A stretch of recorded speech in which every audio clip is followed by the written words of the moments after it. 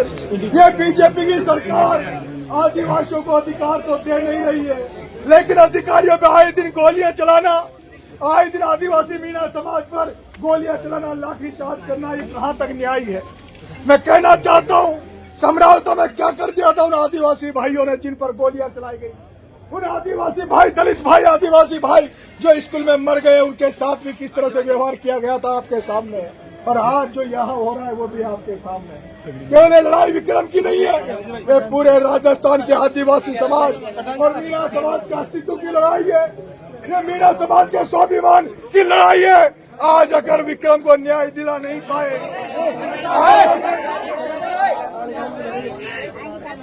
आज अगर विक्रम के घर वालों को न्याय नहीं दिला पाए तो हर दिन विक्रम वाली घटनाएं होंगी। कल वो समरावता में हुआ, 2 दिन पहले पिपलौदी में आदिवासी दलितों के साथ हुआ, और 4 दिन बाद डूंगरी बांध में लाखों आदिवासियों को उजाड़ने का प्रयोग चल रहा है। अगर आज नहीं लड़े तो आज अगर आज हार गए तो डेली हमें लड़ाई हारनी पड़ेगी। मैं परिजनों के साथ, ये लाश की बॉडी यहाँ पड़ी है, लाश की बॉडी यहाँ पड़ी है, ये जो पुलिस वाले ठुल्ले यहाँ खड़े हैं, ये पुलिस के ठुल्ले यहाँ खड़े हैं, उनका थानेदार खड़ा होगा, डिप्टी खड़ा होगा, उनका जो भी अधिकारी है उसको पकड़ के ले आओ, उसको पकड़ के लाओ, शांति से लाना। मैं कह देना चाहता हूँ, मैं कहना चाहता हूँ, पुलिस का सिपाही गांव के आसपास नजर नहीं आना चाहिए, पुलिस का सिपाही गांव के आसपास नजर नहीं आना चाहिए।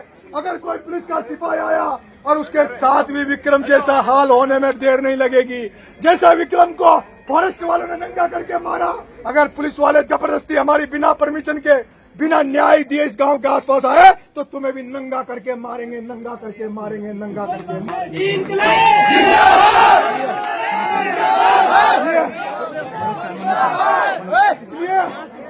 इसलिए पुलिस से कह रहा हूँ कि थाने में बैठे थे, थाने में शांति से धरना देकर बैठे थे, और तुम्हारा वो डिप्टी महिलाओं को गाली देते हुए, किस तरह निर्दोष लोगों को गोलियां चला रहा था, लाठियां बरसा रहा था। अरे डिप्टी तेरी औकात हो तो अब नरेश आ गए, अब आके देख तू, अब बताऊंगा तुम्हें कि हमारी ताकत क्या है।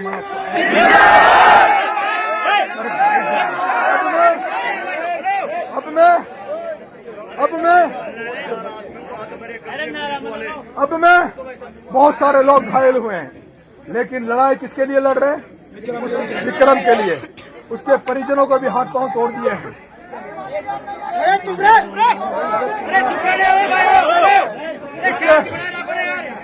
उसके परिजनों के भी हाथ पांव तोड़ दिए गए हैं। मैं देख रहा था आपकी प्रधान है, क्या नाम से, मानसी मीणा, इसका भी पट्टा बन रहा है हाथ में। मैं देख रहा था गोपाल मीणा के आंखों में अभी भी वो सोजन आ रखी है, जो बम चलाए थे उसकी सोजन आज भी गोपाल मीणा के। मेरे भाइयों, मैं चाहूंगा कि वो परिजन आए, अपनी बात रखें। उनको कोई, अगर उनको लगता है, सुनो मेरी बात, अगर परिजनों को लगता है कि उनकी बात सहमति हो गई है, प्रशासन ने उनकी बात मान ली है, तो हम अपने घरों को चले जाएंगे। और अगर परिजनों को लगता है कि उनके साथ न्याय नहीं हुआ, उनको जो उनकी इच्छा है वो पूरी नहीं हुई, तो परिजन आकर बीच में आकर सब पटेलों के सामने बात रखें। वो जब तक कहेंगे हम लड़ते रहेंगे, लेकिन हम चाहते हैं कि उनका विक्रम का भाई कहाँ है, सगा भाई, चाचा है वो, सगा भाई अभी विनोद, उसके परिजनों को बुलाओ, माँ को बुलाओ, पिता को बुलाओ। ये वाइफ, विक्रम की वाइफ, पिताजी 15 महीने पहले खत्म हो गए, माता जी होंगी आपकी, ऊपर ये माई को बुलाओ, और आप तमाम लोग इस सबके सामने अपनी बात रखो।